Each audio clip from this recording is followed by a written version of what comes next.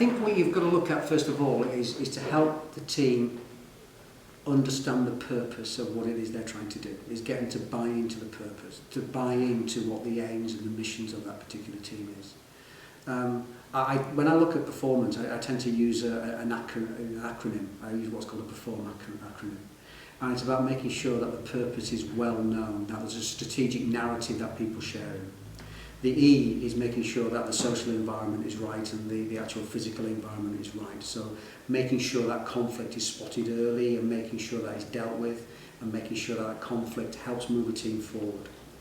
I think also it's about making sure that the team's got the right resources, and that's time as well as a resource. It's about making sure that a team gets feedback, real-time feedback on performance. And if you are looking at a team that is, commercially aware, how well do they know they're doing? What kind of people they're talking to, what's their conversion rate, give them that performance so they can actually modify their behaviour. I think it's also looking about how that team is organised and about how they support each other. But also I think what is important, and the two bits which are important for me, is a team has got to constantly review what they're doing. And I think reviewing is a two-way street here. It's about reviewing the outcomes of the team in saying, have we reached our targets? Have we actually delivered what we're supposed to deliver?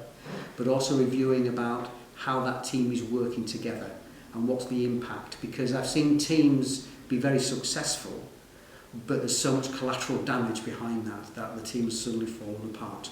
So I think it's about looking at that, reviewing two ways, is reviewing outcomes but also reviewing process and how we work together. And I think the final thing is about understanding what motivates individuals, because we're all motivated by very different things.